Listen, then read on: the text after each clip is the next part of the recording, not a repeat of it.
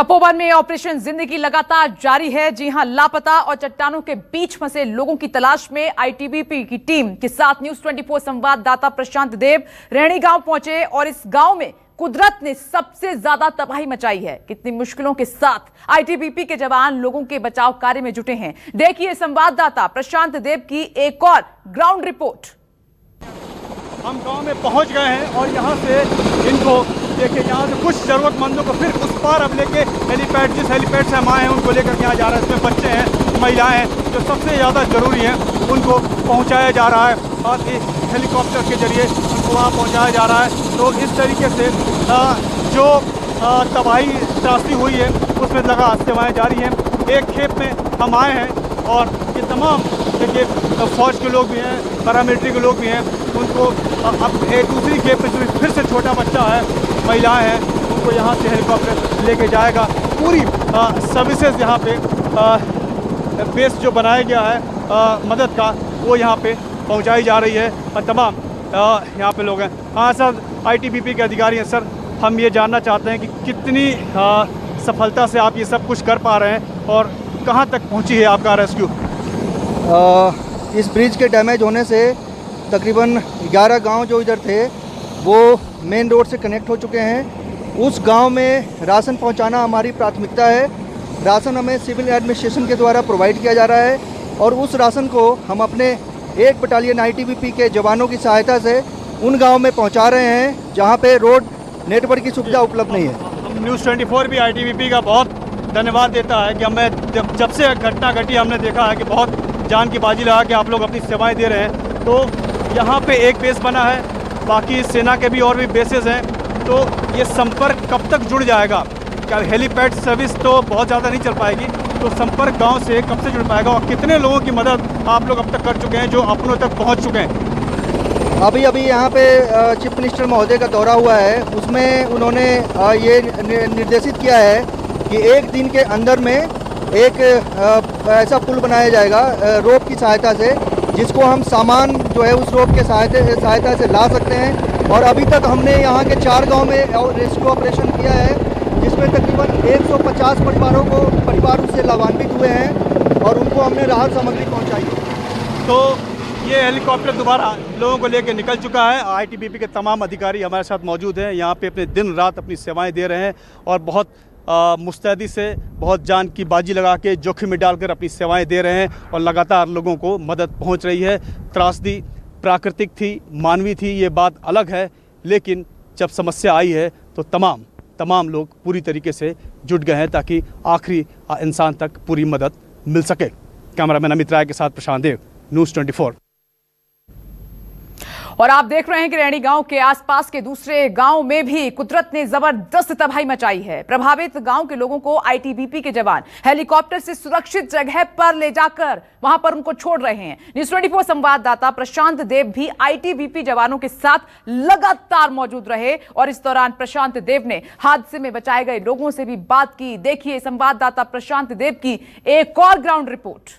रैणी गाँव के दूसरी तरफ जहाँ संपर्क टूट चुका है, हम वहाँ पहुँच चुके हैं और यहाँ से ये जो नदी है, नदी के उस पार कल की तस्वीरें थी जहाँ सारा रेस्क्यू ऑपरेशन चल रहा है और दूसरी तरफ की तस्वीर जहाँ इस वक्त हम खड़े हैं, जहाँ से संपर्क टूट गया है, लेकिन हेलीकॉप्टर की सर्विस से हम यहाँ आए हैं और हमने यहाँ पे ये देखा है कि यहाँ पे आईटीबीपी अपना सारा काम कर रही है। और सबसे बड़ी बात कि आईटीबीपी के साथ तमाम जो गाँव के युवा लोग हैं वो भी बहुत मदद कर रहे हैं। एक शख्स हैं, इनसे बात करते हैं, इन्होंने उस वक्त हादसे को अपनी आँखों से देखा भी है और बहुत लोगों की मदद भी है। क्या नाम है आपका? बैठे। कुंवर सिंह। जी सर। तो कुंवर सिंह ने क्या आपने देखा और कैसे लोगों की जान बचाई और अपनी जान बचाई? सर, हमने जो उधर से जो धौलीगंगा और ऋषिगंगा में वो आया था, सैलाब आया था जो, तो सपोर्ट लगाई। तो उस टाइम पे क्या होगा जब आप आराम से बैठो। मैं बता दूं कि इनको दरअसल चोट आई है, ये चोटिल हुए हैं, इसलिए कुर्सी पे बैठ के बात कर रहे हैं। कुंवर सिंह, आप आराम से बताओ मुझे। हाँ, तो क्या हुआ? क्या होना सर, वो पहले तो ऋषिगंगा तो निकल गया था सैलाब से, फिर बाद में 2 बच्चे और एक बुढ़िया कमरे के अंदर फंस गई थी रैनी गांव में। फिर हम गए वहाँ तो उसका दीवार तोड़ के मतलब उन तीनों को सही ढंग से। कितने लोगों को आपने बचाया और कैसे बचाया? रेस्क्यू में सर 3 लोगों को। तो ये कुंवर सिंह बता रहे हैं कि उस वक्त उन्होंने जैसे भी मदद कर सकते थे उन्होंने रेस्क्यू किया लोगों को और उनको बचाया। आप क्या नाम है आपका, आप क्या करते हैं? मेरा नाम लक्ष्मण सिंह बुटोला, मैं ग्राम प्रधान सुखी भलगांव हूँ। तो ये ग्राम प्रधान है रेणी गांव के दूसरी तरफ के और फौज के साथ पैरामिलिट्री के साथ मिल करके काम कर रहे हैं, बहुत अच्छी बात है। क्या नाम बताया आपने? लक्ष्मण सिंह बुटोला सर। लक्ष्मण सिंह जी, क्या क्या अब तक आपको करना है और कैसे सेवाएं यहाँ पे दूसरी तरफ जारी है, और आपने उस वक्त कोई मंजर देखा था? सर मंजर तो जब हम आए तो भयावह स्थिति थी, वहाँ पे आदमी दिख नहीं पा रहे थे, मगर तब भी हम लोगों ने जितने भी हमारे प्रधान साथी क्षेत्र पंचायत, ये हमारे वन पंचायत जो सरपंच हैं, सभी लोगों ने मिलकर और ITBP की जो 80 बटालियन है हमारे, उन लोगों ने मिलकर हम लोगों ने पहले रेस्क्यू करने का काम किया। पहले तो हम उन लोगों तक पहुँचे जो लोग उस मलबे में दबे थे, परंतु मलबा इतना था कि वहाँ हमें कोई लोग मिलने नहीं। उसके बाद हम लोगों ने कल ही हमने एक टीम बनाई, ITBP के 28 जवान मेरे साथ थे।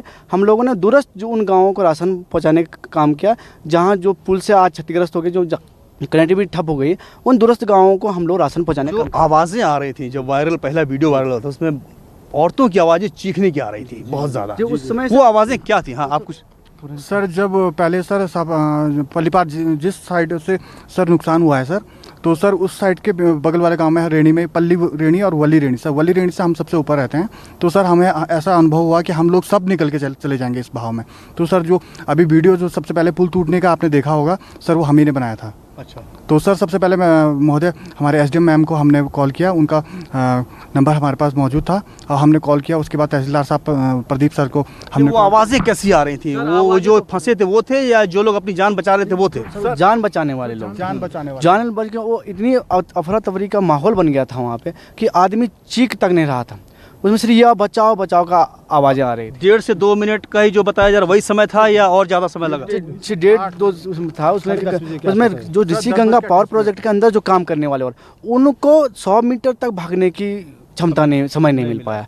और इतना बड़ा तूफान था। ये हमारे पूरन जी हैं, इन पूरा मंजर इन्हें अपने वीडियो में कैद करके इन लोगों ने तो जो विजुअल भेजे थे। आपने वीडियो बनाए थे? आपने देखा था उस वक्त? जी, मैं सर उस टाइम घर के छत में था बैठा हुआ, लेकिन हमको ऐसा लगा कि कोई जहाज घूम रहा होगा, लेकिन तो देखा तो कहीं कोई जहाज नहीं था। लेकिन उन्होंने बताया पहले रॉकेट जैसी रोशनी निकली थी, जब उसके आवाज़ आई, धुआं निकला, पाउडर निकला, दो पहाड़ आपस में टकरा रहे थे तो ऐसा आवाज़ आ रहा था, लेकिन हम लोग समझे हेलीकॉप्टर आ रहा है। लेकिन बाद 10 मिनट लगे, जैसे वो कंपनी के बैराज से निकला और 2 मिनट के अंदर उसने पूरा पुल सहित पूरा तबाह करके, मंदिर सहित पूरा तपोवन तक तबाह कर दिया। लेकिन उस टाइम ऐसा लग रहा था कि हम भी गए और जो हमारे साथी है वो भी गए, लेकिन बहुत लोग मेरे भाई बहन बहुत लोग तबाह हो चुके हैं। उसमें बहुत दुख व्यक्त है हमें, और इसके लिए सर प्रशासन की बहुत अच्छी व्यवस्था है। ITBP के जवान तत्पर हैं, दुरुस्त ऐसे गांव में जा रहे हैं जहां हम भी डर रहे हैं, लेकिन अभी भी भयभीत का डर है गांव में। 2 गांव ऐसे हैं जो नीचे वाले गांव हैं, पलानी वो सर पलायन करके ऊपर पहुंच गए हैं, लेकिन रात को सर ऐसे है कि अभी भी आवाज़ आ रही है, लेकिन सब लोग डरे हुए हैं। तो जाहिर सी बात है कि इतना खतरनाक मंजर देखने के बाद डर और दहशत ज़रूर बना रहेगा, लेकिन बहादुरी को सलाम करना पड़ेगा ITBP के जवानों को और गांव के इन नौजवानों को जिन्होंने अभी तक बिना डरे हुए, अब तो डर बहुत कम हो गया है, लेकिन उस वक्त भी ये उसी तरीके से खड़े रहे जब ये भूचाल आया था, लोगों को बचाया, लोगों की मदद की। और इस तरीके से न्यूज़ 24 रेणी गांव के उस तरफ दूसरी तरफ पहुंच चुकी है। वहां हमने दूसरी तरफ लोगों से बात की जहां संपर्क टूट गया है और गांव में इस तरह के हालात हैं। ये तस्वीरें हमें देखने को मिल रही हैं, ये बातें हमें सुनने को मिल रही हैं कि किस तरीके से उस वक्त हालात थे और अब धीरे धीरे उसको सामान्य करने की कोशिश कर रही है। जो खो गए, जिनकी मौत हो गई, उनको तो वापस नहीं लाया जा सकता, लेकिन जो बचे हुए हैं उनको तलाशने की पूरी कोशिश की जा रही है और हर तरीके की मदद पूरे इलाके में पहुंचाने की कोशिश की जा रही है। कैमरामैन अमित राय के साथ प्रशांत देव, रेणी गांव, न्यूज़ 24।